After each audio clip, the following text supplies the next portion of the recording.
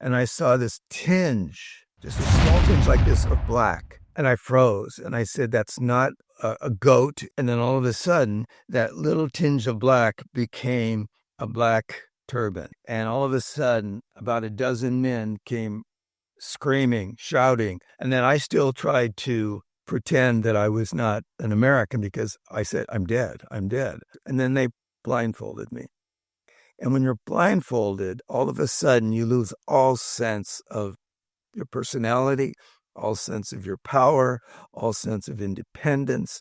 They cocked the rifle against my temple. I was like a sheep getting ready to be slaughtered. What you do when you are in a position like that is you look for anything, the smallest thing that says that they're not going to kill you.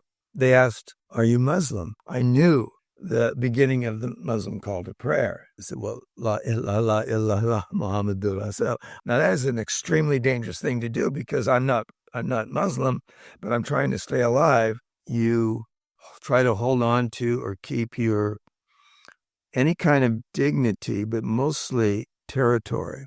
I lost all trust, all confidence, and everybody around me.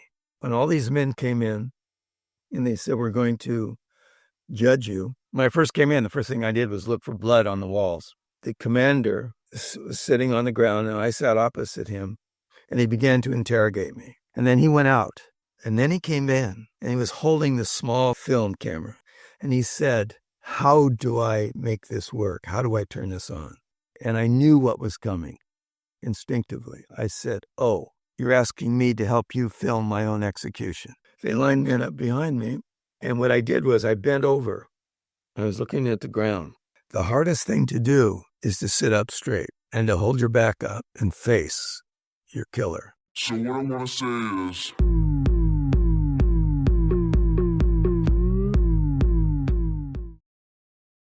you definitely don't avoid danger. You definitely have a sense of adventure. I think there's no adventure without danger. As I'm looking at your story, I think it's very ironic how you chased adventure and danger in search of meaning, right? But then in doing so, you lost freedom and autonomy altogether. Kidnappings in general, they're either about money or a stance against the country of the kidnappee. Do you see kidnapping as a warfare of countries that are politically weaker compared to the United States, for example? Yes, it is a form of warfare, definitely. And just as what angers the West, what the West uses against or used in the U.S. NATO war in Afghanistan against the Taliban was the use of suicide bombing. That is also a form of warfare. And that's a result of not having enough arms, if you will, or enough people to fight in the same way that the West will fight. You are right. Most kidnappings there are two parts. One, it's money. And two, it is a form of warfare, and it's a form of warfare for guerrilla groups or for people who otherwise couldn't stand up in an equal way to fight the enemy or the invader. Kidnapping, though, political kidnapping, is most, let's say in my case, the first American journalist killed after 9/11 was Daniel Pearl. And he took a real risk. He went by himself to meet this jihadist leader, and he was taken captive. And then, what is part of this story, this larger story of political kidnapping today, is that what happened was that a message appeared in Jang, Jang, which is in Urdu means war, and it's a populist newspaper in Pakistan, and it said, American Jewish journalist Daniel Pearl has disappeared or is missing, something like that. And what I've learned And what we were told and what I deduced from that is that was a message. Daniel Pearl was slaughtered. He made a point in the recording that they made him subjected him to. He said he was proud of his grandfather, I think, did something in Israel, and there's a street named after his grandfather, and he was proud to be Jewish and something like that. And they killed him. In my case, what I was not aware of, my case became very complex. And because I was next. My fixer, and the fixer is a guide, a person that you need to take you from point A to B, or in this case, across from Afghanistan into the tribal areas of Pakistan, which was illegal, off limits to outsiders, and the headquarters of Al-Qaeda and the Taliban. And we were sitting in this sort of park, if you will, on a bench, and we're just talking, and he asked me, do you eat pork? And I didn't think. I just said, well, yeah, I guess on occasion. I didn't realize that what he was asking me. About a month later, my main jailer asked me the same question. And I, again, not thinking much because I'm just trying to stay alive and then navigate dealing with the people in this reptilian world of being a hostage with these other men who betrayed me, is to try and stay alive and be all right. And so he asked me the same question. And again, I wasn't sure. It wasn't until later when I was out that it dawned on me that, oh my gosh.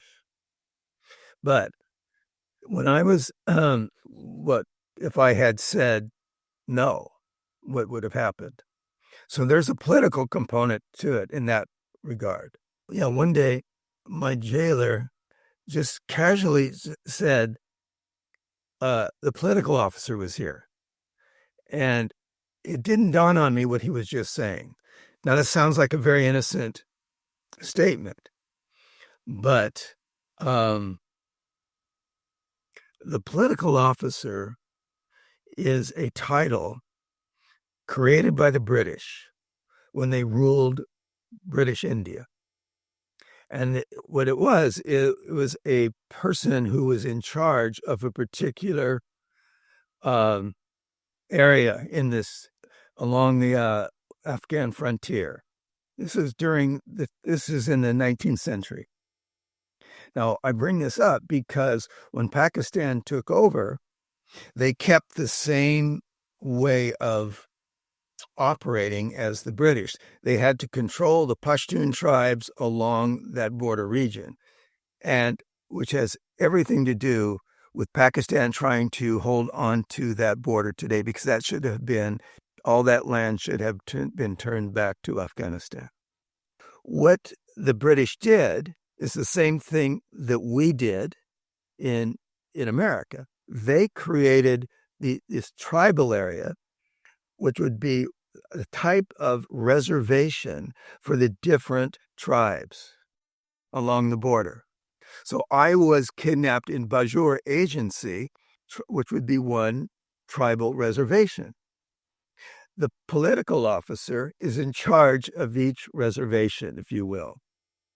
And what is unique about my case, that the jailer said to me that the tribal leader was here. The tribal leader has an unlimited budget and reports directly to the prime minister. Now, that did not mean anything to me in there because of the atmosphere of trying to stay alive and dealing with all that I had to deal with every day. The point is that the Pakistani government knew I was there. My case was not simply one of money. When I lived with Jalaluddin Haqqani in the 80s, one day, an Egyptian army major came on a donkey with a guide to live with us. And he hated me because I was American. And what I noticed was how Jalaluddin treated him so well. And we even at one time, we had 3 SAM-7, which are anti-aircraft missiles, very precious things in every part of that war. And he demanded to shoot one. He wanted to shoot a Soviet helicopter. And Haqqani let him do that. And as my guide said at the time, or my interpreter, he killed many rocks. Yeah, he also let the Russians know where we were in this compound. It wasn't until many, many years later that I realized that that man, that Egyptian army officer, was the beginning of what we call Al-Qaeda. The men around bin Laden would talk about this. He said, I would look around for engineers, and they're always Egyptians. It was the Egyptian. It's very interesting, the number of Egyptian military officers who joined Al-Qaeda. Is something interfering with your happiness or preventing you from achieving your goals? Starting therapy can be hard. The right therapist for you may not be in your area. BetterHelp is now sponsoring this podcast. BetterHelp connects you with a licensed therapist who is trained to listen and give you helpful, unbiased advice. With BetterHelp, you can have your therapy session as a phone call, as a video chat, or even via messaging if you prefer that. If you think you might benefit from therapy, consider BetterHelp. Click the link in the description or visit betterhelp.com/Captainese. Clicking that link helps you support this channel, and it also gives you a 10% off your first month of BetterHelp so you can connect with a therapist and see if it helps you. Again, go to betterhelp.com/Captainese. Clicking that link gives you 10% off your first month of therapy. As I listen to your story, and I know we will get to this, but I kind of stopped at when you said that as you got out of your capture, when they got you out, they were worried about you being discovered by some villagers, and I thought, and I thought to myself, why were they worried about that? So that stopped me a little. But okay, if we go back to the kidnappings, Obama, I think Obama said that these groups operate in areas where there is no government. But is that the case, really? I know at some point Obama invited you to the White House to present a new approach to kidnapping, because I know that when an American is kidnapped, the president knows immediately. Yes. He knows immediately. It was set up. It was set up that they knew I was betrayed by my fixer, because when we were walking in this line, not unlike when you're in the military, you walk 10 meters apart in a single line, let us say, that I saw this we were in a valley towards sundown, and I saw this tinge, just a small tinge like this of black, move on a ridgeline, and I froze, and I said, that's not a goat. It's not, it's not a sheep. I don't know.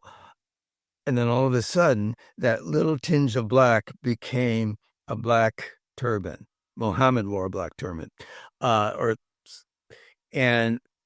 the man stood up, and he held a rifle high, and all of a sudden, about a dozen men came screaming, shouting, down this hillside, kana, kana, kana, in Pashto means get down on your knees. And that was it. They knew we were coming. They knew. Somebody had alerted them. This was all planned. And then from there, and then I still tried to pretend that I was not an American, because I said, I'm dead. Daniel Pearl was slaughtered. And now here it's me. And so I didn't have any clothes. I had a pair of old shoes that were American. Everything else was Afghan. I didn't have anything. I did have a CBS camera, small camera. And I tried, and he said, where did you come from? And I said, Jalalabad, where are you going? And I joined this in Pashto, and I said, to Peshawar. And he said, Peshawar, you're not Pashtun. You're not from here. You're not Afghan. So he immediately knew, obviously I wasn't, but I was trying to keep that fiction alive because I knew what happened to Pearl. So what they did was that took me to the, they took me to the top of the ridgeline, and they put me, just remember all this, it's horrible. They put me down on the ridge and faced me west, and then they blindfolded me. And when you're blindfolded, all of a sudden you lose all sense of your personality, all sense of your power, all sense of independence, because I didn't know where I was. I didn't know what's going to happen next. All I knew was that I was facing west. The weather was warm. It felt like California, and there was a small breeze. And they blindfolded me, so I'm blindfolded, and then they cocked the rifle against my temple, against my ear. So I was like a sheep getting ready to be slaughtered. I was in such shock that all I did was, in essence, my mother had already died. I was saying goodbye to my father and to my brother and my sister. I had a girlfriend, but I didn't think of her. I just thought of my family. And I was just waiting for them to kill me. And then they grabbed me, and then they pulled me up, and for which I was grateful, meaning they weren't going to kill me, at least not right then. And one man held my hand, which what you do when you are in a position like that, being kidnapped and you're surrounded by men with rifles, is you look for anything, the smallest thing that says that they're not going to kill you. And so by holding onto my hand, I felt I had a chance. And they took me down a hill, and then I heard a car running, an engine. And then they pushed me into the car, and we drove, and I didn't know if I was alone or if there were people on either side of me, until somebody came right next to me and then again touched my hand. And for the next, who knows how long, 2 hours, an hour, 2 hours, we drove on gravel, on rock, on dirt. Did we go somewhere, or did we go in circles? I have no idea.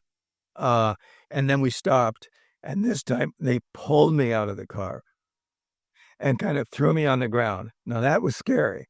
And then they went through they patted me down, and was afraid of two things. One, that they were going to perhaps, you get a fear for your life, that are they going to, what are they going to do to me now? And you wait for the slightest movement, the slightest touch. And then they asked, and there I was playing with fire a bit. Are you Muslim? And then so I said, well, la ilaha illallah Muhammadur Rasul.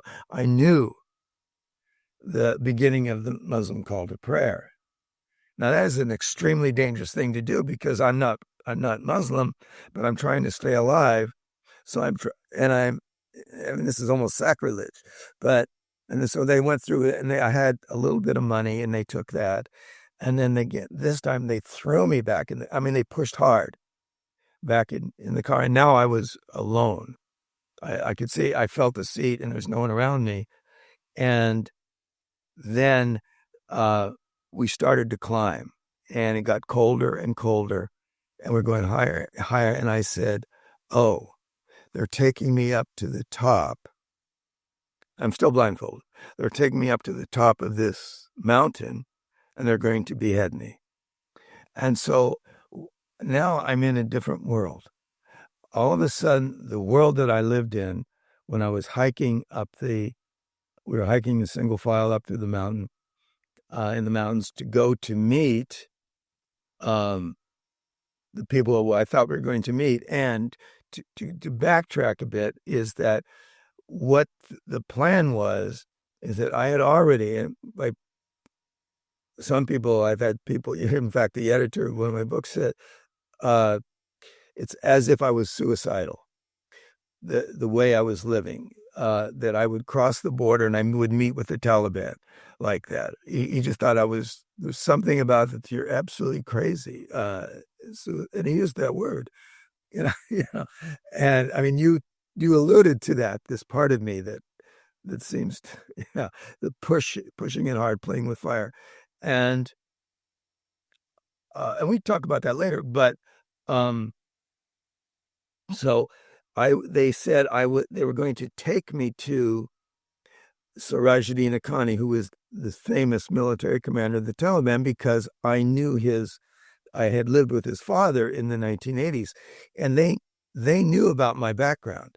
And so I felt that this is where I was going to be led, but clearly, and I was not at all nervous because I trusted them, fool that I was, because I'm supposed to know Afghanistan. I'm supposed to know these people. That's why CBS hired me after 9/11, and that's why it was, and I was there. And the reason I was up there is because I got a phone call that any journalist and any writer would love to hear, and that was from a publisher.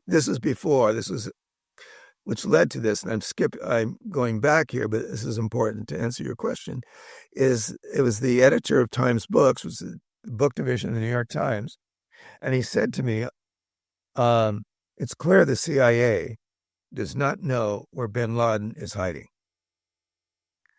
You have been in the tribal areas of Pakistan, this area, and it's the size of Connecticut, this small state in the U.S.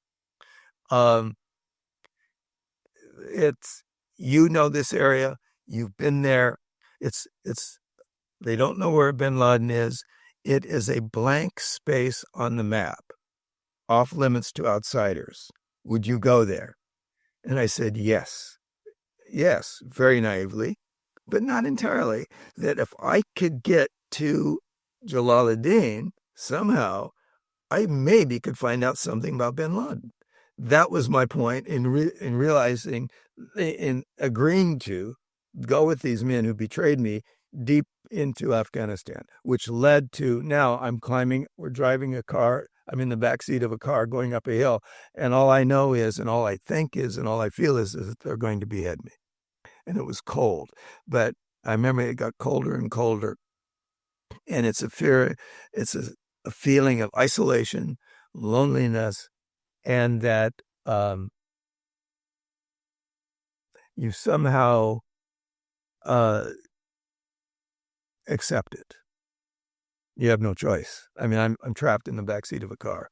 I got out of the car. I mean, and then they stopped, pulled me out of the car, and dogs barking, growling around my legs. I'm waiting, but not one touched me. And I leaned over and I touched a wall, and it was adobe or baked mud wall, and I used that as sort of a crutch. And we walked along that, and then inside a room, and they sat me down on a cot of a sort, and he took off my blindfold, and I was happy. Oh, here are my friends, my guides, and my fixer. It's not clear to me yet that they betrayed me. That didn't become part of it until later. I just knew that we were kidnapped. It could have easily. I had no idea that this was all arranged, and it was a sense I'm not alone. And then it was very light. It was bright. I mean, they had flashlights and a lantern, and the lead. This one man, I'd never seen him before, came up to me and he said, "What is your name? And what is your grandfather's name? No, what is your name? What is your father's name? And what is your grandfather's name?" And I said to myself, oh, I am deep in Pashtun country up in the mountains here. This is like going up in America, would be going way up in Appalachia or someplace in the mountains with people who don't have contact with cities and such. In that the most important question in Afghanistan, even today, is who is your grandfather? It is tribal to the core. And then I sat there and I said, this is it. And I said, well, my name is, and I gave my official name, my passport name. My name is Wilmer Gerald Van Dyke. And I said, that's it. They're going to kill me now. But they didn't. And then we're sitting there and they all left, went next door, or I didn't know where they were. First, I didn't know. They all left. And in came two men. And these guys were mountain men. They were 100% mountain men. And two of them, and they sat down on this cot and they stared at us, particularly at me. And one of my guides said, I'll take the tall one. And my other guide said, I'll take the shorter one. And I said to myself, or I asked myself, where's the it's just skipped my mind now. How do I operate a Kalashnikov? I've been in the Army. My father taught me how to use a rifle when I was a boy. I had never held, even in the 80s, held a Russian-built Kalashnikov. Where's the break? I forget the word now, on the Kalashnikov. In other words, it's kill or be killed. So all of a sudden, or I had gone from being blindfolded to entering a world of what I thought was kill or be killed, which became, over time, almost reptilian, in that you argue for or try to hold on to or keep your any kind of dignity, but mostly territory. And I lost all trust, all confidence, and everybody around me. And it came to a head in, I don't know, month into, I forget when there were two things. There were a number of things, but the mock executions, well, I don't want to start with that. That's, is that one day the jailer came in, or two jailers, and he said, and he mentioned some commander's son who had a kidney problem. They needed a kidney. And we're going to take a kidney from Mr. Jerry. And I said, no, you're not. I am now leaving. This is it. And I paced around that room. I've been there a month now. Paced that room like a tiger in a cage. You know how you go to a zoo and you see an animal or just going back and forth. I can't stay, because every single moment, every time that door opens, two things. One, are they coming to take me outside to behead me? Or where does that lead? Now they're praying this way. That means Mecca is that way. So east is that way. West would be that way. If I get out of here, to run, I have to go that way. That's how you think. And so I was in this, and then they had this arrangement, and I'm thinking, okay, if I have to escape, and I have to go, is it this way or that way? And also that, not only do you watch which way they go, it's that we're only allowed out about 5 minutes at night to use a makeshift toilet. And you'd be one at a time, and they would have a flashlight and then point it down on the ground so you could see what you were going to do, and they could watch you. And that night, one of my guides was out for about 10, 15 minutes. And he came in, and then my jailer came in after him. And he came up to me about 3 inches from my face, and he said, "If you try to escape, I will come at you like a dog." And I realized that who I thought was one of my guides across the room had betrayed me. And that night, lying on my cot, I looked across at him, and all I saw was blood all over him. Somehow I'm going to kill this man. I'm going to harm this man because he has betrayed me. I have no one here who's on my side. So that's why. And I had never in my life thought of anything like that, or never laid in the bed and looked across at someone and said, I saw blood on him. So I became, isolated, totally did not trust anyone, and had no thought whatsoever of how in the world I was going to get from one day to the next. It becomes reptilian. It truly does. I think that at a certain point, the killer instinct comes out of each and every one of us, every individual. And when you're sure you're going to die, or almost sure, let's say you're quite convinced, do you enter a time where fear leaves you? When your primary concern is just the least amount of pain in the least amount of time before death? When it's not about, I don't want to die, but it's more about, let's just get this over with. The way you held yourself with dignity, I don't, maybe this is not an appropriate sentence, but your parents should be proud the way you handled that. Mock executions really reveal the darkest paradox of human cruelty, because it's not the act of killing itself.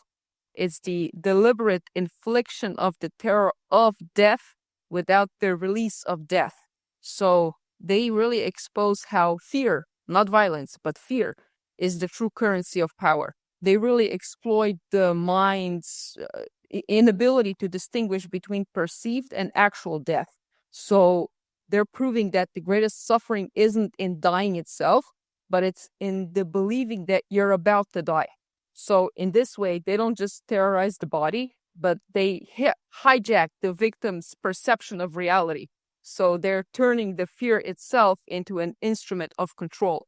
Mock executions are a feature, not a bug. This is true psychological warfare. Do you enter this stage where it's just about, let's get it over with as quick as possible, the least amount of struggle as possible?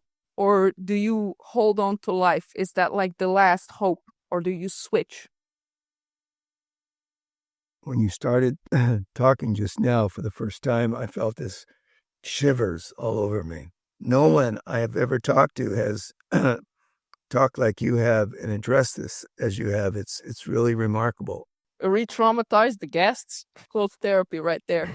I think it was the third night, fourth night, fifth night, I don't know when all these men came in and they said, we're going to judge you. Each guide, I had 2 guides, and my fixer went outside. And I kept wondering if they were going to come back. And so the first one came back, and I looked at him. I still thought they were on my side. Yeah, this is at the beginning. And so the 3 came back, and they just gave me very straightforward, dark looks without any emotion beyond darkness. And they sat down, and the Taliban commander sat in the center of the room, if you will, baked mud room. Next to my cot, there was a spike in the ground with a chain tied there. When I first came in, the first thing I did was look for blood on the walls. They had these flashlights and lanterns, so it was all lighted up.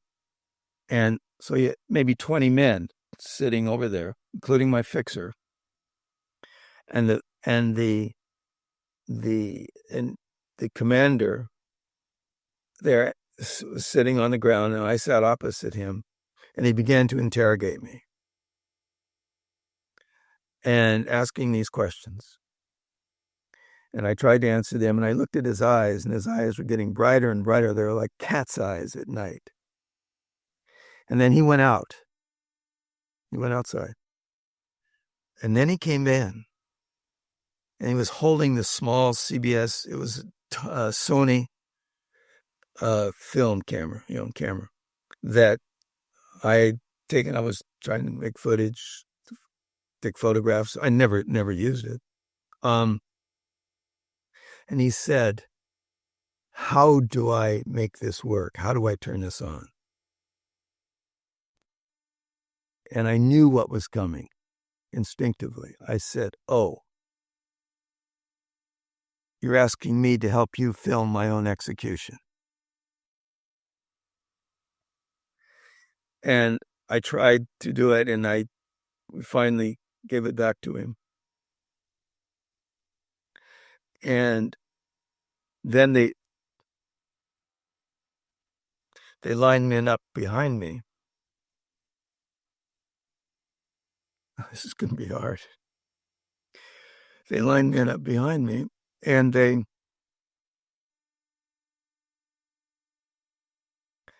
stood there. And what I did was I bent over. I was looking at the ground. The hardest thing to do is to sit up straight and to hold your back up and face your killer. When I think of people like, I can think of the Americans, but it was Jim Fuller and Stephen Sotlov and Peter Kasich, who were beheaded by ISIS. The courage, the incredible courage of them to be able to stand there or sit there on their knees with their back straight. It took forever for me to lift up and look my killer in the eye. And all I thought about was, I did think of Daniel Pearl and remembered him. And I thought of my father. Jeez.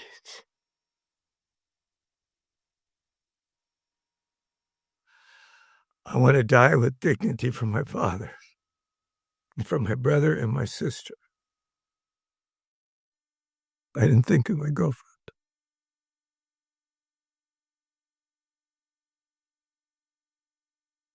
And then I said, "Okay, let's go. It's you and me." I was no longer afraid. This is your question. I had gone beyond fear. It was death.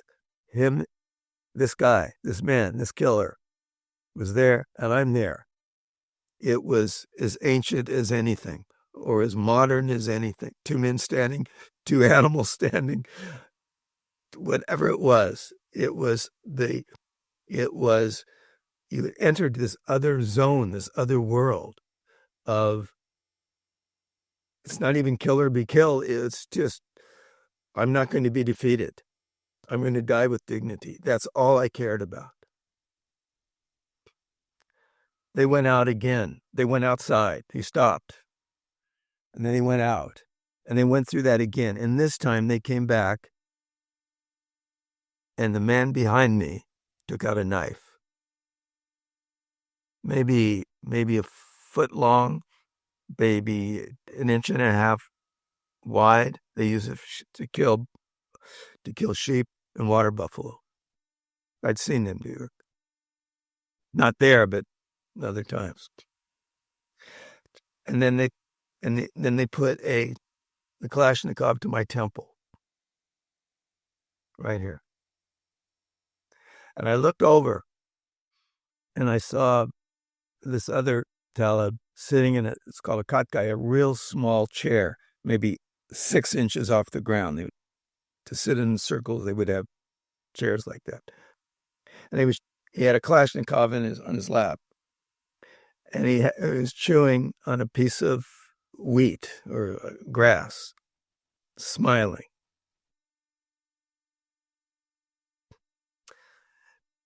And I said to myself, how do I want to die?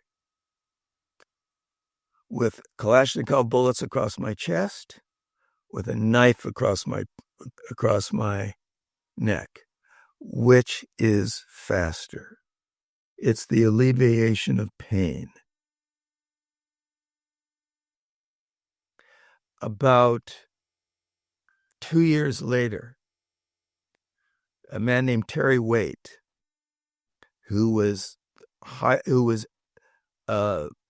English, he was an assistant to the Archbishop of Canterbury, and he was selected, or he volunteered to go to Beirut to negotiate with Hezbollah the release of an American, maybe British, and I don't know how many hostages.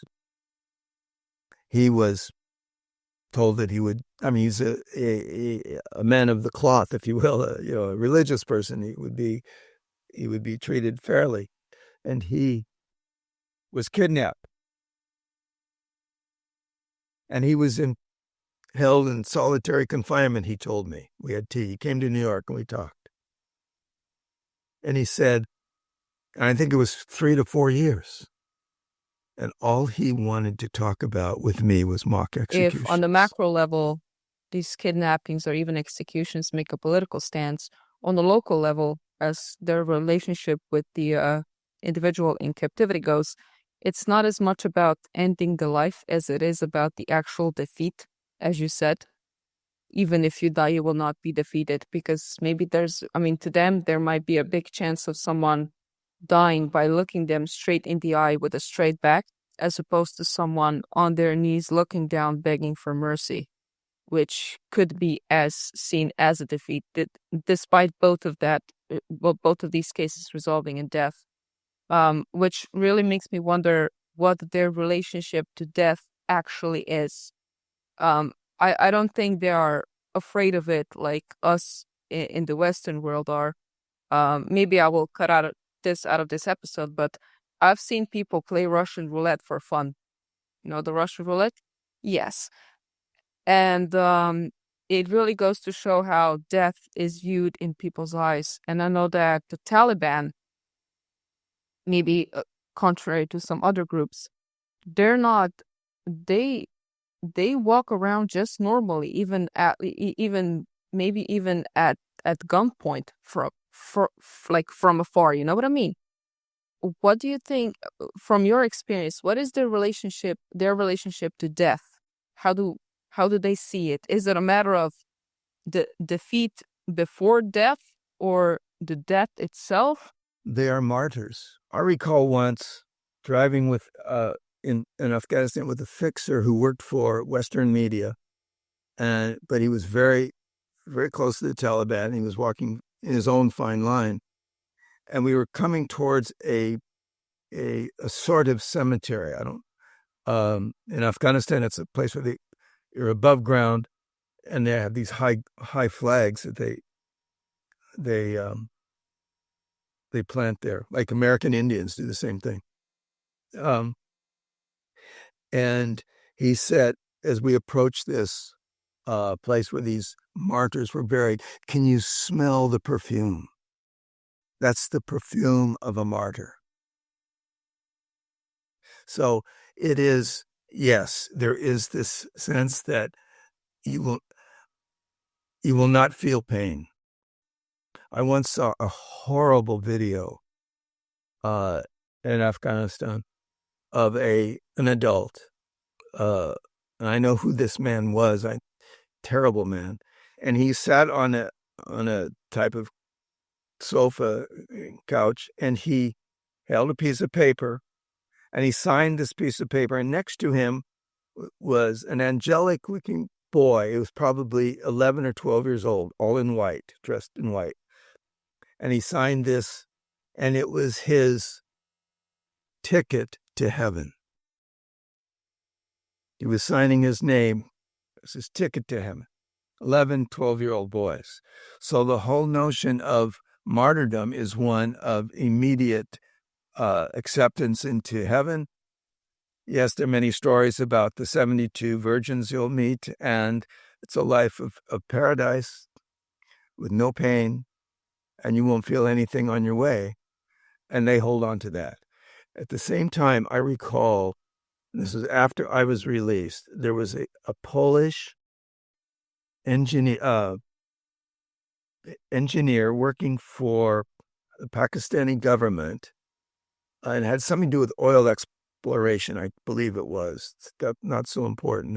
I want to remember his name because I want to honor him. And he was a staunch Catholic, and he was captured by the Taliban after me, years later. And they said, you have to convert or we will kill you. And he refused to convert. He refused. Staunch Polish Catholic. And they beheaded him. And afterwards they said how much they admired him. His courage. He held on to his faith. So it's a matter of religion. It's a matter of manhood, a matter of dignity to not give in. But to an extent, before you mentioned you use your reptilian survival brain, but then again, you're pretty much dependent on your jailer. Did you develop the Stockholm Syndrome? Not with the commander. There are two parts to this. I will answer your question. And that is that I had to go through the motions of being sacrilegious, in that to convert to Islam would protect me. But I didn't.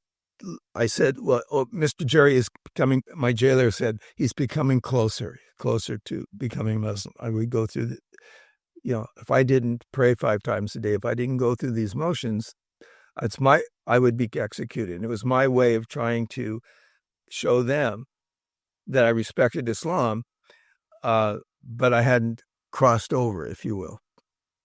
Because what they did, and what was hard, was that they had these very haunting Taliban suicide recruitment tapes.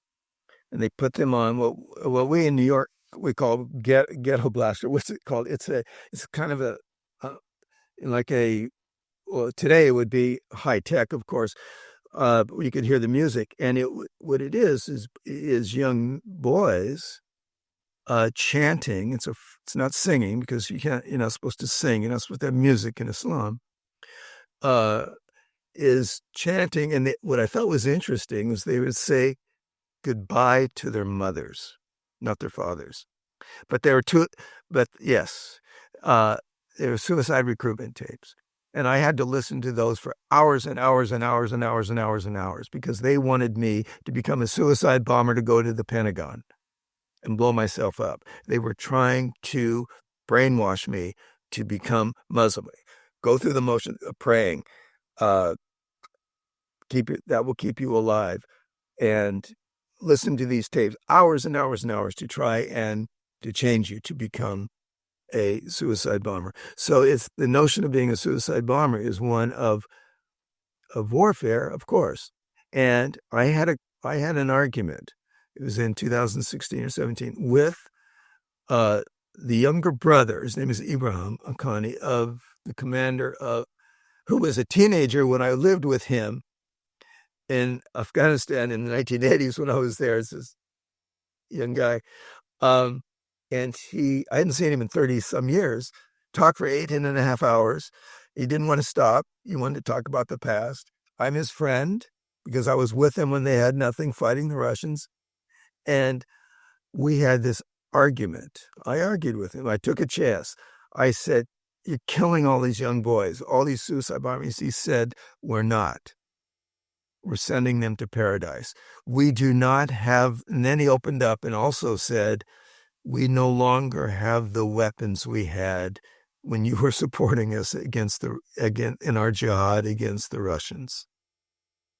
So suicide bombing is a form of, just like kidnapping, back to your original questions, these are forms of warfare to try to equalize in a battle between poor people fighting in the mountains against superpowers. And they're quite effective. Because a hostage taken today is something, and I think I can't speak for every country, but certainly in the U.S., it's something that somebody like Trump seizes on because of all the people who were taken by Hezbollah, how that affects countries because they are not soldiers. They could be the girl or the boy next door. It could be your son, your daughter. So it's there's this something deeply emotional in cultures about losing someone in that way. It's a strange phenomenon, but that's how it is. You guys in the US have a debt that has grown to 1 trillion in the past 3 months, while your economy only grew by 5.5 trillion in the past 3 years. How's that one for you? I can offer you a degree of safety against inflation. You can now be less miserable about the prices, which seem to always rise more than expected, as the inflation just won't go away. Look, the government isn't going to take care of you, so forget the protests and do it yourself. Take matters into your own hands is what successful people do. I decided to help my audience shelter their assets and diversify them into gold, which is something that has always been used by the rich to preserve wealth throughout the history. Birch Gold Group makes the process straightforward. They can help you convert your existing IRA or a 401k account into a tax advantage physical gold IRA without any of the out pocket costs. Just text Captivity to 989898 and receive their free info kit on gold IRAs that is packed with insider information on how gold and silver can protect your savings. I've checked out their references before partnering with them, and their endorsements include Ben Shapiro, Jordan Peterson, and Ron Paul, and I trust these people. With an A-plus rating with the Better Business Bureau, Gold now has 5-star reviews and thousands of happy customers. Birch Gold Group is the nation's #1 gold IRA provider. To learn more, text Captainese to 989898 and claim your free info kit on gold IRAs. You also have the link in the description below. Yeah, I think I know you were in captivity for 45 days, I believe. But I think you came out quite okay because you were brainwashed externally. Well, they tried to brainwash you with these tapes and everything else, and even the act of doing the religious rituals. Um, and I believe that if you do something for a very long time, you kind of become what you practice. And then also the internal brainwashing from your psyche with this Stockholm Syndrome, which I think it's also a feature, not a bug. The brain instinctively forms a bond with the captor to reduce perceived danger, right? So it's a very good survival strategy where submission and attachment historically increase the chances of staying alive, right? So from a evolutionary psychology perspective, individuals who adapted that way actually survived. And I just remember one extreme case. Her name was Colleen Stan. She was 20 when she was kidnapped while hitchhiking. I think it was in, not sure which country, but she was actually held hostage for 7 years. And her brain did such a good job that she was tortured, of course, psychologically and physically, but over time she became so brainwashed that she was allowed to go out in public. She would go out in public, she would visit her family, and then she would return to her captivity voluntarily. And everyone needs to go look that case up. It's on the net. I think everyone should look it up, and it's amazing what your brain does in certain situations. So I don't know if you did any therapy. I don't want to turn this into a therapy session, but I think you're doing great. Well, anyway, so my question was, what was your Stockholm Syndrome like, and who did you develop it towards? One day my main jailer had to go away, and he was gone for 2 days, maybe 3, but I want to say 2. And I was really more nervous than usual with those who came in and would give us food or who had replaced him. And I noticed that when he came back, I was happy. Oh, my jailer's back. And I almost wanted to hug him. I would never talk about this. Probably the first time I've ever said it in an interview. It's a form. He was my comfort. I had become. We would. We would try to. He couldn't read or write, and he brought in one day a booklet. I think it was USAID of all. They had used in the 80s to help to teach children. It was a language book, and I would try to. We tried to speak Pashto or teach me Pashto because he couldn't read letters. But I made sure that I did not show that I knew what that letter was or I knew what that word was. I mean, I was so basic myself. But so I wanted him to be my friend, and I didn't want to hurt him because I know he could hurt. I mean, I didn't want to embarrass him because he could hurt me. At the same time, when he returned from that trip, wherever he went, I don't know, maybe just went to see his wife or whatever it was, that I was so happy that he was back, because even though he said he would come at me like a dog and everything else, it was a form of, without a doubt, Stockholm Syndrome. You identify, you become close to those who have power over you. And I can't explain why beyond what you said so eloquently, and I'm serious, just as you were explaining it. So, yeah, definitely I experienced that. And I know in my case, when I was released, main CBS person in London was involved in trying to get me out, said the FBI didn't do anything. And he gave me the name of an MI6 agent. He said, Michael X, he's the one more than anybody saved your life. And I would have gone to Australia, I would have gone to South Africa to find him, the farthest places on the planet. Then he came to Washington. We had a meeting, and we sat together at night and talked. And he said, we did everything possible to prevent a second Daniel Pearl. So as a result of that, because I was next after him, kidnappings in America, I can't speak for other nations, will go on much longer. That because there's a fellow after me named David Rode at the New York Times, who's a close friend now. He was taken after me. And when I heard this, I called the New York Times and I went over to see, and he took me to lunch, and then he took me to see if I was all right, I guess, to see if I was normal.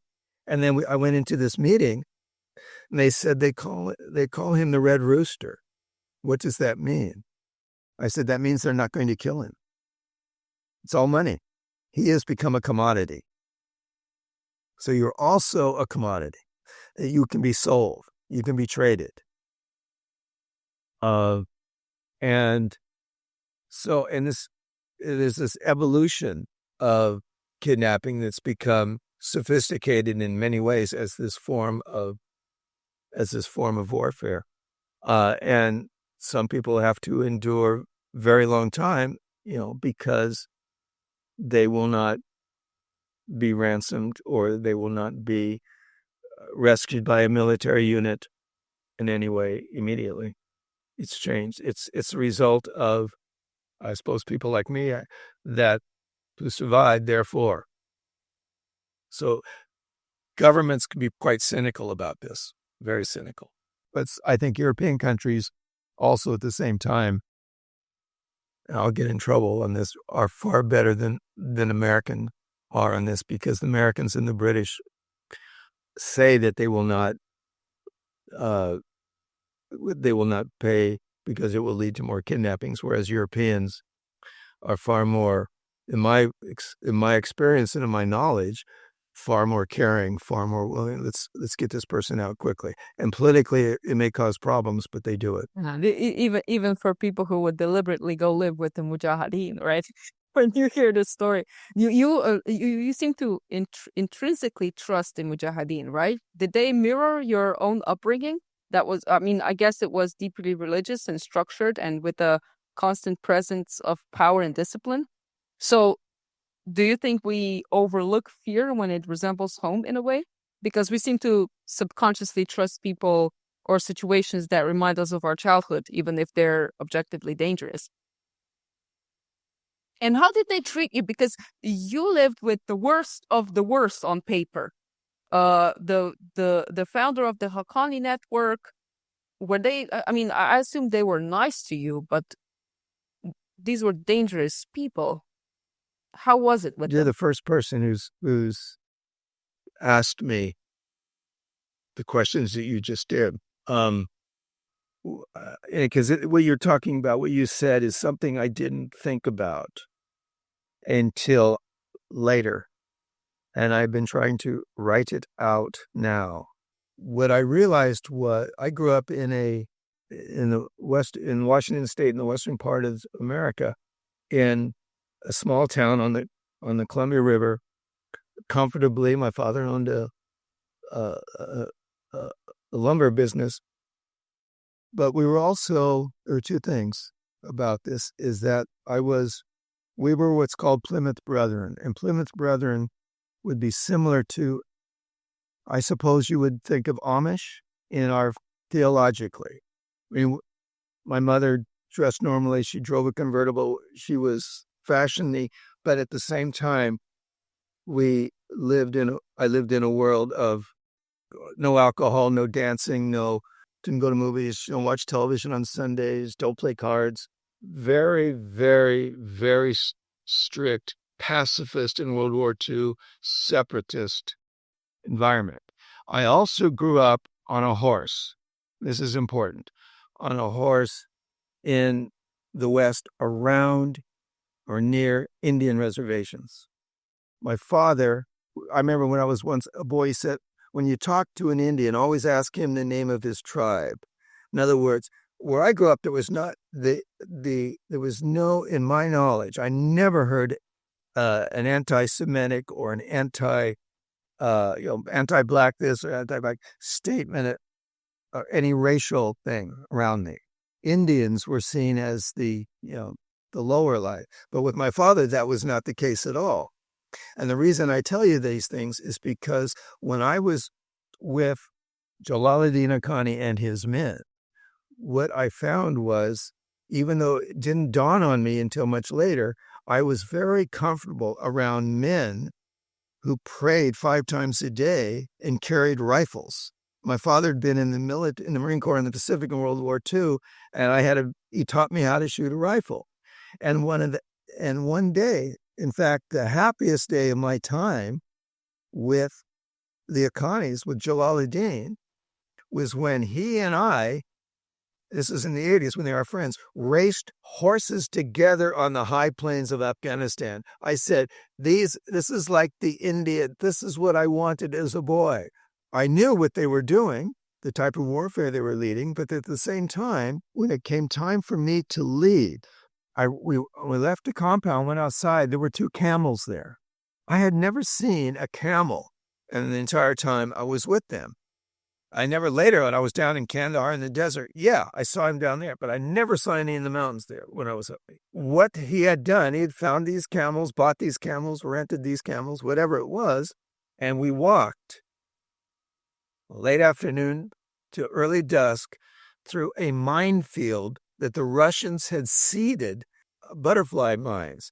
They would come down, they looked like they were green, but there was something bright about them, and it attracted children and attracted animals where they would all blow off their feet.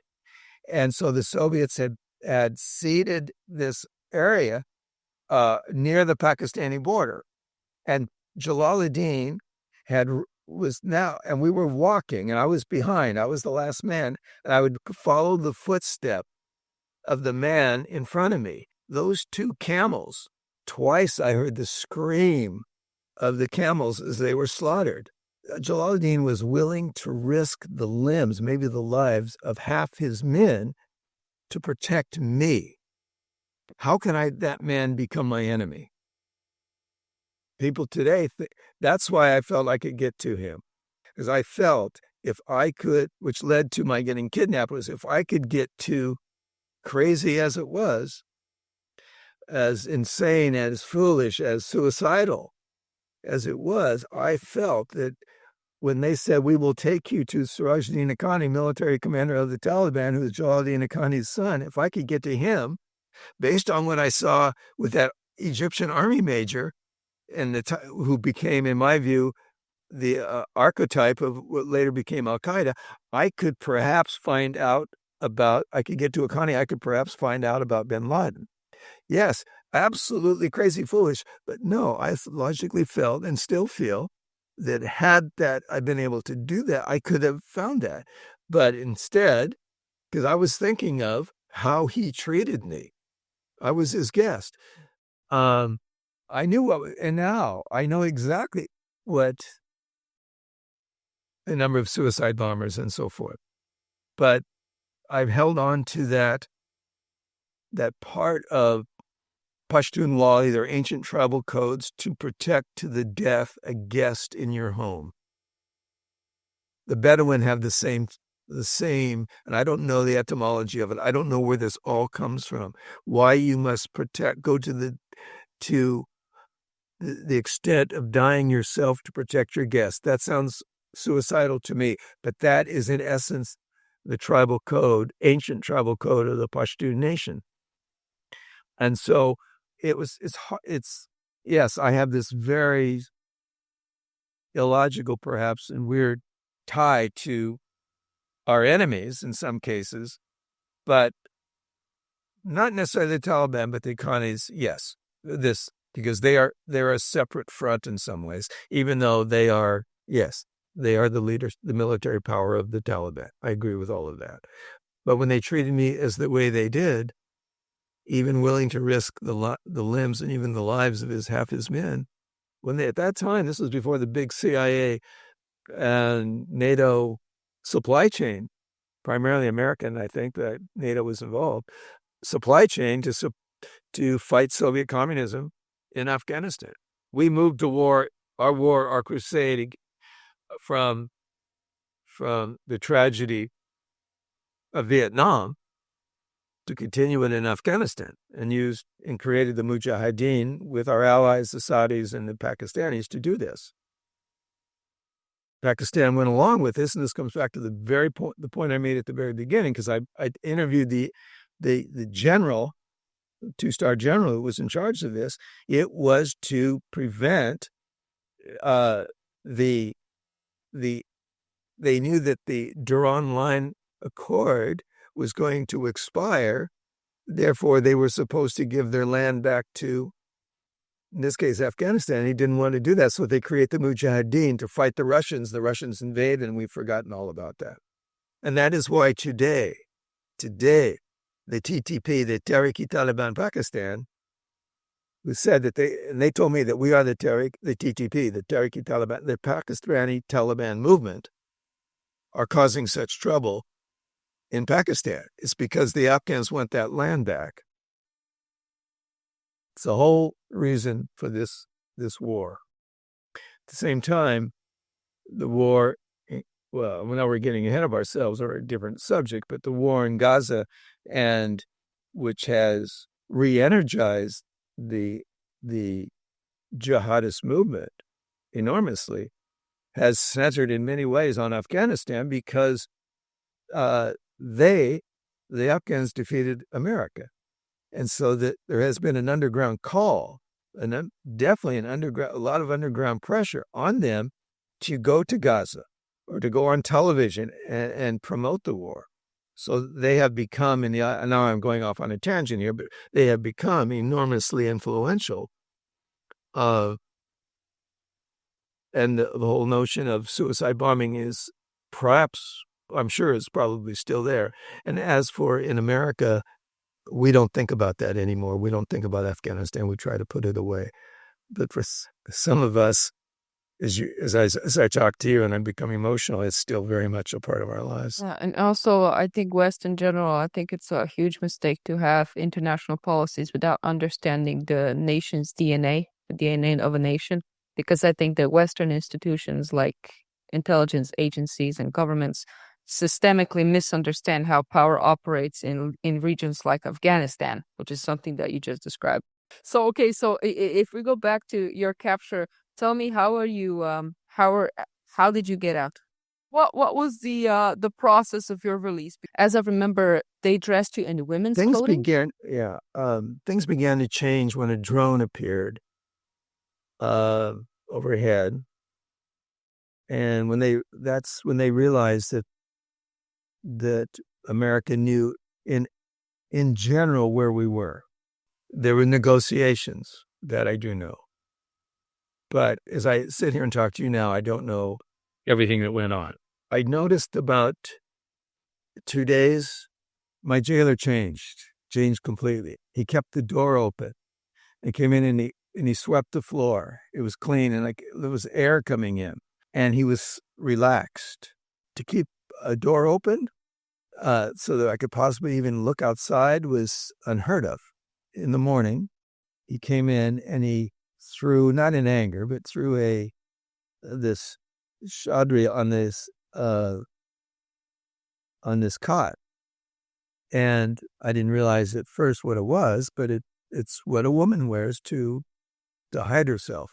Then they said, it's time to go. Total shock. Oh, I knew something had changed because the whole atmosphere had changed. So they put me in this woman's shadri, and again, it wasn't that I was blindfolded, but I could see. I feel so sorry for women. You have to put one of these on to see what women have to go through to wear these things to protect themselves or to protect a man from wanting a woman, whatever rationale they try to create for this. And we walked downstairs. I didn't know that there was a stairs, I just remember how cool it was. Not in that it was hip cool, but that it was it was cool, and I could feel people sitting on the ground around me. I could feel it, and we came outside, and I could hear people all around me. It's as if I was almost in a bazaar. It was crowded. I could feel it. We got in a car, and I sat next to the window. I heard a blimp, like a beep, the type of beep that I can't speak for Slovenia or Europe. I don't know about this because your sirens are different from ours.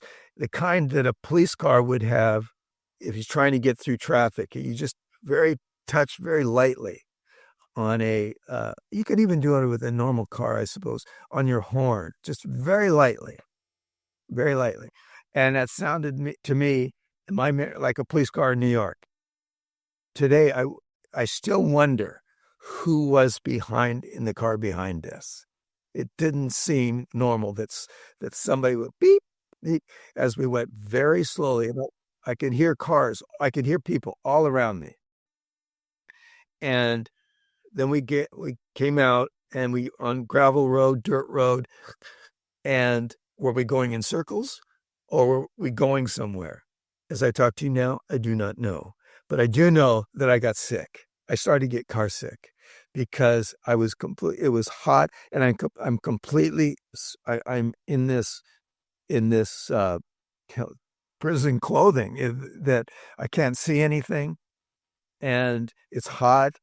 And so I started to get sick. And what I did was I leaned toward this window and tried to pull it down, and my fixer between, no, Mr. Jerry, don't. And then I hear cocking of a rifle. And uh-oh. And so I sort of vomited a bit inside on me. And then we drove and we drove and we drove, and we finally stopped. But I was allowed to keep part of the window open once we got out away from whatever village I was in. It was clear I was not alone in the mountain because I was in a village of some sort. I couldn't walk out that door and have all those people around. And it wasn't as if there were a military force or a police force there, because it was just the sound of a village bazaar, if you will. And so we stopped and then and they opened the door, and I went outside, and they took off the Shadri. And so for the first time, I saw sunlight, and it was too bright. I couldn't look at it. I couldn't. It was just too much. And I looked down, and my eyes finally adjusted, and we began to walk. And we walked single file up a path up into the mountains. And then we stopped. And I remember looking over, and I saw a man bending over, and he had this in his bag. And I said, "Oh, that's the suicide bomber. He's going to come to my release." That's what I thought. That's the mindset I had. And we began to walk, and then we stopped to pray. And I went through the motions of praying, and I felt nothing. It was nothing. And then the commander looked at me, and he said, I chambered a bullet in the rifle. Chamber, the verb issue. I put a bullet in the barrel of that rifle. Why were you trying to call others to try to escape when we were in the car? Because if you had continued, I was ready to shoot you. And he was not happy. He was not happy. He was no smile at all. And so I said I was sick, but he didn't believe me. Even though I did throw up, even though he didn't pay attention to it. So we walked, and we walked, and we walked. And I remember I was elation. I'm alive, and we're doing this. We're in single file, and he was about 50 yards ahead of me.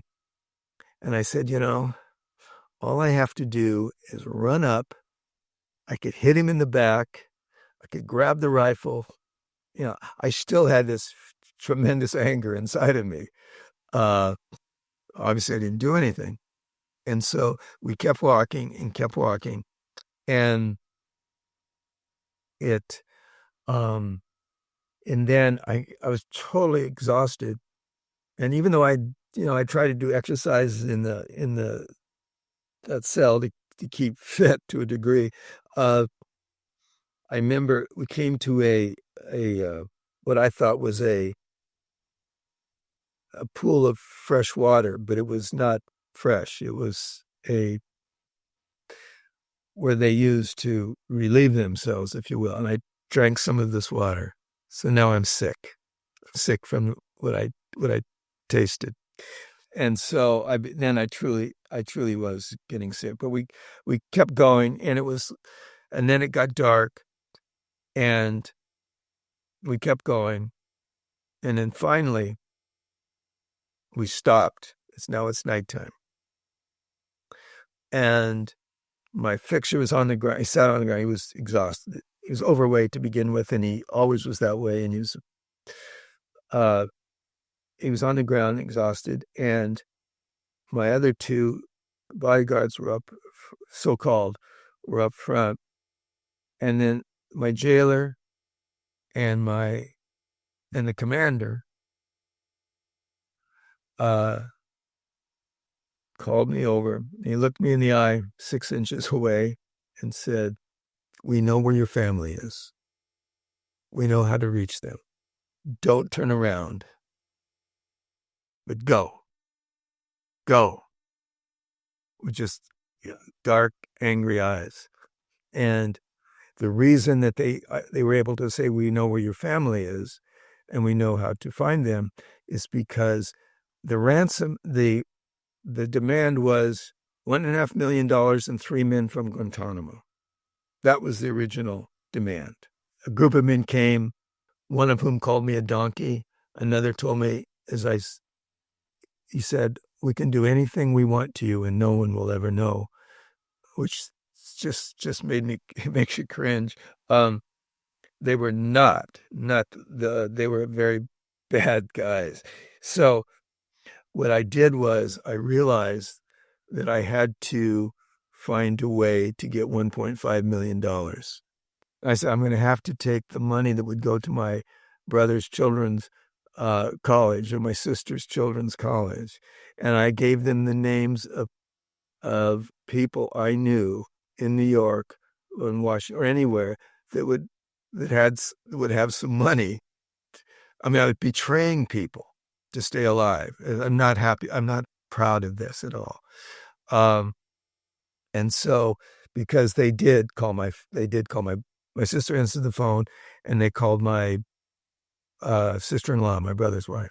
We were about to do the exchange, and my sister was holding a briefcase with money.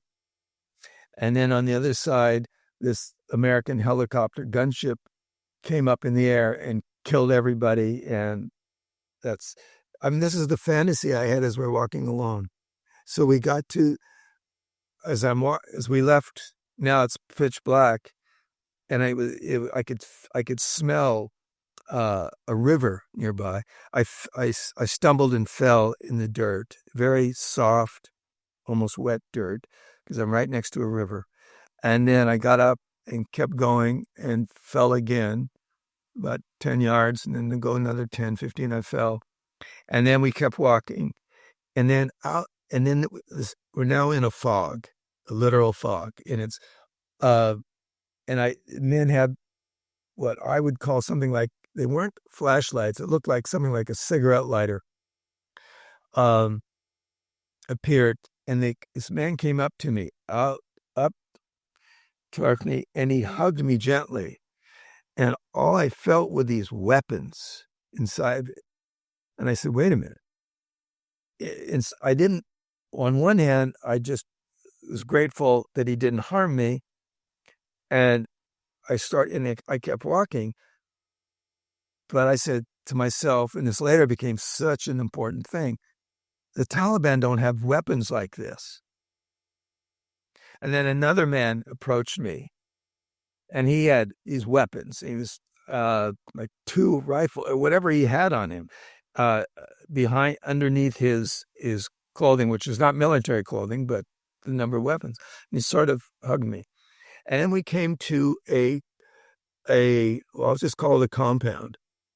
And because I was still sick from having drunk that food, or that water, tasted that water, I laid down on this couch, and this cot, and a man came up to me, and my fixer came up to me, and he said, "This is Mr. So-and-so." And Mr. So-and-so, and I forget his name right now, was the man who we were going to go to, who would take us to the Haqqanis. And he said, "I apologize for what happened to you. It was out of my control." And I just sort of rolled over. And then they said, "Do you want to come to dinner? Why don't you come and eat with us?" And I looked over and I saw my fixer, one of my guides, sitting next to a row of men on a bench by a wall. The Taliban don't have benches. The Taliban don't have walls. They operate out in the wild. They're in caves, or they're in wherever they are. But none of this registered with me at that moment. None of it. Beyond that. And then I watched them line up to go down, and there was a building down there. A building. That I was too sick. I said, "No, I don't want any food." This is where I began to put together that the political officer knew I was where I was, that these men were some kind of Pakistani paramilitary of sort, or maybe the Taliban part of the military. I have no idea. But the Taliban don't have big buildings, and you don't line up to go to. No, you sit on the ground and you do it, and they come stay with us. We have a blanket here, or there's a photograph that's been a lot in the news of me with them. And they said, "We live in a cave. Come and stay in our cave."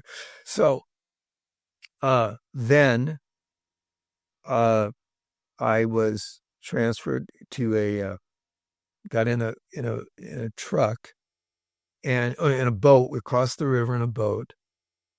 And then I was in a truck, The truck went down to another river, or it's probably an extension of this river. And now it's midnight. It's past midnight. And a man on my side held up this small light, cigarette lighter. And then on the other side, two lights turned on, and a car came down about 100 meters or so to the other side of the river. And he stopped and he flicked his lights. And then above us, I saw a cable start to move. And then on the other side, I saw not a barge, but what it is, or what it was a ferry. And the ferry was simply a flat, small boat, if you will, started to come across. And it was used, and it was able to operate this way through this cable. And it stopped. And I got on, as I prepared to get on the ferry, I realized it was only my fixer, my two guides, no one else. And we crossed, and the man who came up to me and apologized. And as we were crossing, one of my guides took my beard, and he began to caress my beard in a way of, please don't hurt me. Please remember that we did not harm you. Somehow he was seeking from me, and I didn't understand that this form of pleading, if you will. And so then, because it happened again with with my fixer, it's, please, don't harm me. And so we got to the other side, and it was just now we're back in Afghanistan. I didn't realize that at the time. And it was my fixer and me. And I got in the back of what was a Toyota truck pickup, got in the back and walked over this bumpy road, and up ahead, maybe 2 kilometers, there was a man standing there swinging a lantern back and forth, like, I don't know how it is in Europe, but like you would see on a train track, someone by a train. And I said, oh no, I'm going to be captured again. And so I remember getting out, and I sort of tried to lean against the car. I was with the Toyota truck, and I said, no, Americans lean against trucks like that. I'm thinking of cowboys. I have to stand differently. And then I saw in the corner, out in the forest, if you will, almost, I saw this almost new, shiny SUV, big, expensive SUV, probably Japanese Land Rover or something like that, come out with all these rifles, gun barrels leaning out the windows. And then there was another one, and it was the tribal chief of that entire, and I didn't know this at the moment, of that entire, if you will, tribal area. It was the chief. And I learned later that he was the instrumental person. Who else was involved to this day, I don't know. I have a lot of theories. And so from then, they brought me to, it was so interesting. They brought me to American military base, but the tribal chief and everyone else got out before we entered the base, and it was just my fixer and me entered a military base. And then we drove to this enclosed cycle through a fence, and they closed the door. They closed the fence behind me, and then 2 men came and they grabbed me and they picked me up, took me into a room, and very bright. And there was some guy there, some fellow, he had long hair, and he was wearing pistol and on some sort of soldier. And where do you want to go? Bagram or Kabul? What do you mean? Where do I want to go? I mean, he was such an obnoxious guy. He meant was Bagram meant either CIA or military. I have no idea, but so I just said, well, it's because that's the main NATO base. It was built by the Russians, which the Americans and NATO took over. And so they brought, I just said, well, Kabul, that's close. I mean, that's 35 miles, north of Kabul. I just want to go straight to Kabul. And so then he said something to somebody, and, he's got a pistol in his belt and no uniform whatsoever. And then a woman came in and she said they wanted us. She's obviously in the military. They wanted a woman here, and it was okay. And then there was food. I don't know if there was alcohol or not. I don't really drink, so it doesn't matter. On the table, but I really wasn't hungry. And then there was a medic there, and he gave me a physical, and it was very perfunctory in the fact that there was really no welcome home feeling about it. It was very, all right, what's the deal here? And then I was not happy at all.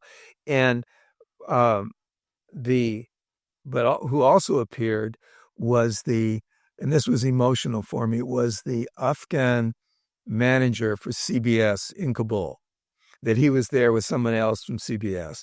And they're Tajik, they're not Pashtun, this is not their territory, but then I realized that CBS in some way was involved in my release, or at least knew that I was going to be released.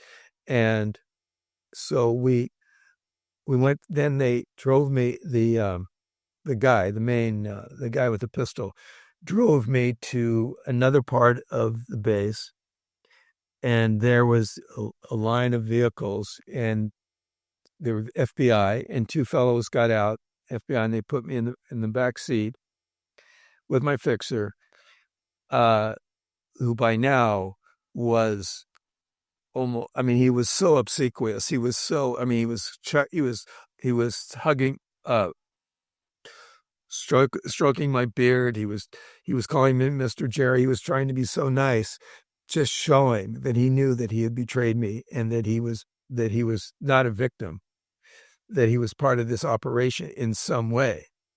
And so then the FBI took over, and they were very generous. They were very warm, and they took me to a barracks, a military, place where you sleep. You know these things yourself. And so, and into this small room, and they had laid out on this cot, candy bars and magazines, and I used to be I was a serious athlete when I was young, and they had some running shoes for me to try to make me feel at home. It was really kind of them. And my fixer made a point of coughing and pretending he was sick all night long. And the FBI knew exactly what he was up to. He was trying to pretend, and they told him to shut up. The fixer was so consumed with guilt. And I did not sleep one bit. And before that, what they did, before we went I tried to go to sleep. They took me into the mess hall, we call it in the military, and they fixed breakfast for me, and it was nice. It was wonderful. And then they took a photograph, and that photograph has been seen a lot. I look pretty bad, pretty roughed up, or just rough. And then the next morning, they took me to another part of the base, and there was a plane waiting, and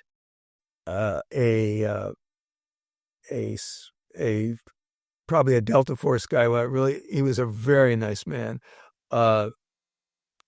Wanted some information, and I gave him some, and they put me on a plane with others, and they flew me to Kabul and to the embassy. The FBI was in charge, and where I met with people and had to talk with people, and they were all fine. And then the FBI said, "We'll get these guys. We'll get these guys." It's the FBI, not the CIA, that's in charge of American kidnappings abroad. And the next day, we flew to Dubai. They went and make sure I had a big meal. And then CBS had arranged for me to fly first class on a flight back. And I remember sitting in first class, where I don't think I'd ever had. And the hostess and I have this beard, and I looked bad, and she said, "You must really be an important person." I said, no. I mean, she didn't have a clue. I mean, she was being kind. And so we get to New York, I'm one of the first people out. There are these policemen there and these men in black raincoats, FBI. If you ever arrived in New York, it's hectic. But there was nobody in this hallway at all. And we walked on into customs, and because the FBI had taken everything that I had in where I was staying in Kabul. And I later learned that this is what they do when they don't think that you're going to survive. They take all your clothes, all your bags, everything, for the case of trying to handle a murder case. This is what I was told later. So everything that I had over there, because I was living in Kabul and working when all this happened. And so pretty much, because I was there for 7 months, up in the mountains playing with fire. I get to customs, and I have this long beard, and I'm skinny, and my hair is long, and I'm walking through customs, and I'm trying to hold my clothes up, and people are staring at me. Who is this? Who is this strange man? This customs officer said, "Stop," and he's made sure he signed my passport. And then I walk off there into a room, sat at a table, and all these men around the table, and a man put his arm on my back, and he said, "Welcome home. Welcome home. You're safe now. You're safe." And I said, "Is this home? Is this home? Am I safe?" And another man across the table said, "There are a lot of messages on your phone from the Taliban. Can you tell us what they are, what they mean?" It was the beginning of the 100+ phone calls that I got over the next year or so of harassment from my fixer. But this was also from the Taliban, because they knew where my family was. And then they said, "Well, the television cameras are going to be outside. Are you ready for that? Why don't you come with us?" And I said, no, it's all, I'll be okay. And I walked outside, and then they said, "The CBS person is here." And so it was the foreign editor. She came out to see me. And we drove into New York, and she took me to my apartment and upstairs, and she sat with me in the living room. And then she said, "Lock the door." And she smiled, and she left. And that night I couldn't sleep, but I saw all these Taliban on the wall. I could just see them all around. The next day I woke up, and two things. One, I went to, I'm here now. I'm in New York, and I'm alone, and I'm here. I didn't know what to do. Certainly wasn't going to call anybody. And so I went out for a run, jog in Central Park, and I was afraid. I was afraid of the Taliban. And I came back. The next 3 days, I talked to my brother and sister, and I was alone. Then the FBI takes over. The FBI is in control of your life. I don't have bad things to say about them. No. But then they made me, CBS had arranged for me to meet with we did it online, on the phone, with a psychiatrist of sorts who dealt with things like mine. And I liked talking to this man. He was in Canada. But the FBI said, "No, we have somebody for you." And so then, and they had all my bags. They had everything.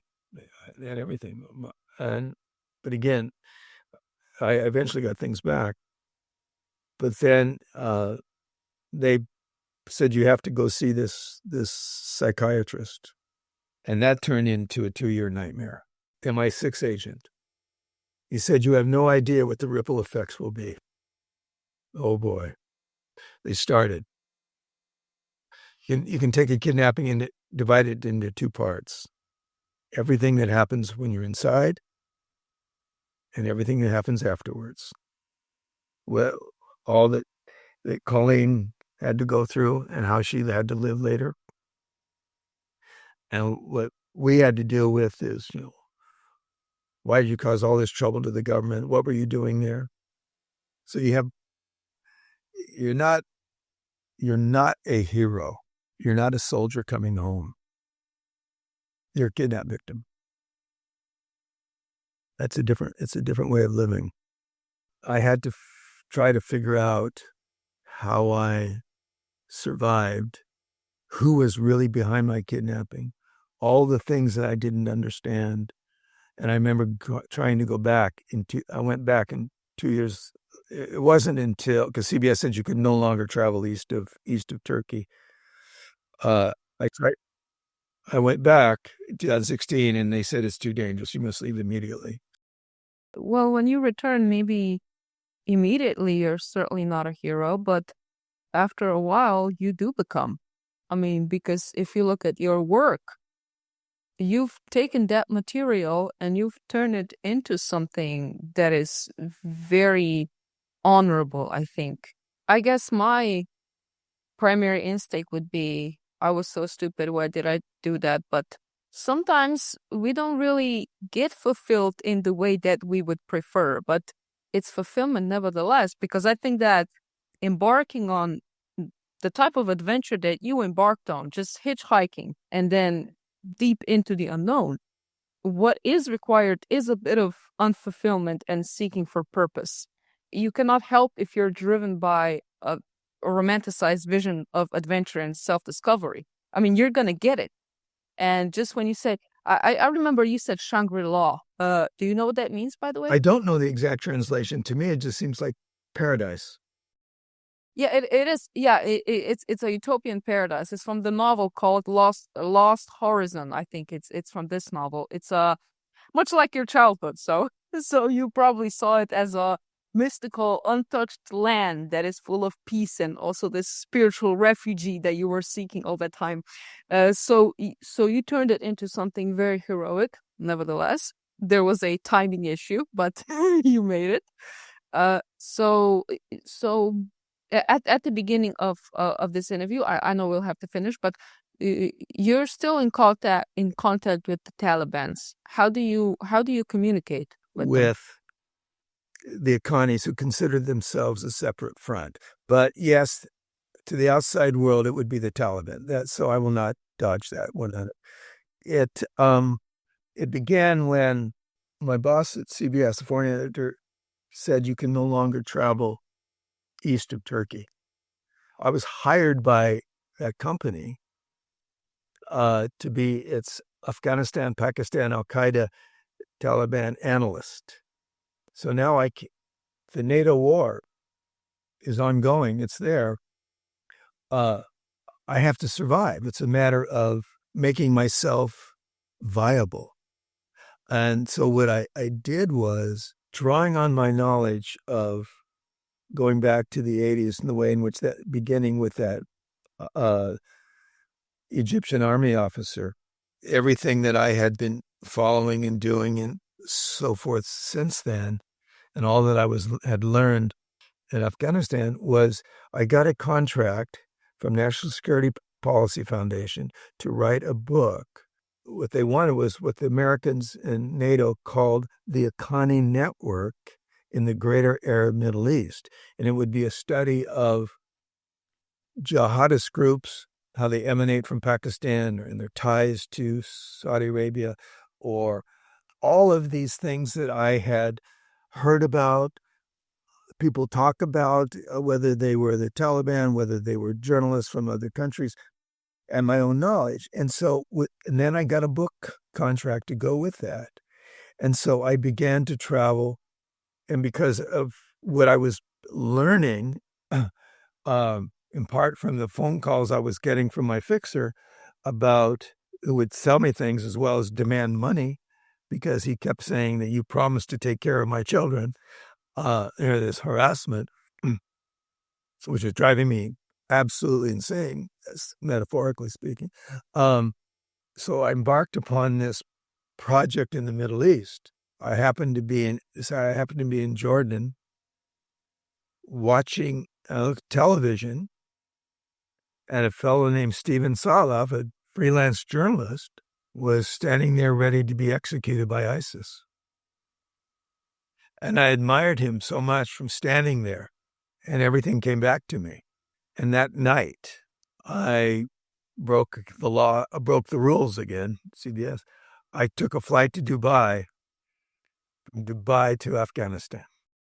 You just cannot keep you out of Afghanistan. And that's when I began my search to find out, even though they said, I went to a man who is still one of my best friends, who was with the political, religious man. His name is Yunus Khalis, who became a friend of bin Laden's, who I first met with, who sent me up into the mountains to live with the Akhanis. And I went to his assistant, who's my good friend, who actually met with President Reagan 3 times in the Oval Office as the chief spokesman for the Mujahideen when they were our friends. And it was part of the peace talks now for the Taliban, an aristocratic Afghan family. I went to him, stayed in a hotel, but I went to his house, and and he took me in and he said, you must leave immediately. And so, but that was my beginning. If they find out, he never told me who they were. He said, if they find out you are here, it will be dangerous for you. You must leave immediately. Well, it took me 3 days to get out, but I did. And that began my journey back, which culminated in using 2 tribal leaders in 2015. I was able to meet secretly, and this follows our meeting in 2015 with President Obama when President Obama and Vice President Biden invited all kidnapping victims and the families of those who didn't survive to Washington, to the White House, to announce the promulgation of this new hostage policy. It was there, and we had 2 meetings. One was just terrible because they closed the doors and these families had to talk about how the government would not help them try to save their children because it would be illegal to give money to ISIS or to the Taliban or to anybody. It was there that I told 2 high officials in the Obama administration, that I had just met on my second trip after my friend said, you must leave immediately. I waited a year and I went back and I met through tribal leaders with Ibrahim Akhani, who was 19, a teenager when I last saw him, Jalaluddin's younger brother in Afghanistan. And he began to tell me stories and he asked my help to get his nephew out of prison. I had no idea that we had captured his nephew. And we talked for 8.5 hours before I ended the meeting. He wanted to talk about the past. And I came back to the U.S. and there was a letter from the White House, and I went down there and we met with the president and the vice president. At the very end, I was sitting next to one of his assistants, who's powerful, and it was until Trump came to power. And I told her that I had just met with them. And she looked at me and she said, get proof of life. And what she was telling me, she was smiling, and what she was telling me was, the Akhanis are holding kidnapped Americans hostage. Go and be the intermediary for us. Go do that. That began the work that I do today, trying to resolve the cases of missing Americans, hostages in different countries, in what I call the Greater Afghanistan Theater. Afghanistan, Pakistan, Iran, Syria, etc. That's what started it. And that's what gave me, I won't say purpose, but yes, purpose in some ways. And now it's... How is this not heroic? If you could sit down with Osama bin Laden today, what would you ask him? First thing that comes to my mind is, why would you kill so many innocent people? And that's at the top of my head. Is I learned a lot about him on this trip, on my work. I learned a lot about those around him, all of whom praised his humbleness, who praised his commitment to Islam. I know that he was revered in the what they call the Muslim street. I know he became close to the Akhanis. I know he became close to the man the Yunus Khalis, who sent me up to see the Akhanis. But I also, I was working on Wall Street as a freelance. I was on my own before CBS hired me. Exploring for National Geographic magazine, and my father wanted me to be a missionary. So this is an extension of that. I was there when I saw the tower fall. I saw all of that. So it'd be hard for me to have a conversation with him. No one's ever asked me that. No, it's too hard. I just don't think I could say that I would want to talk to him at length. There's too much death there, on all sides. That I accept. Maybe it's because, maybe if it was Afghan, it would be different. I don't know. No one has asked me the questions you've asked me. No one is as intellectual that I've talked to as you have been. That's how low the bar is? Also, my hair color. Where can people find you? I think the regular places are Amazon, www.jerryvandyke.com. You can send me an email to jerryvandyke@gmail.com. Thank you so much for coming on this podcast. I do know this.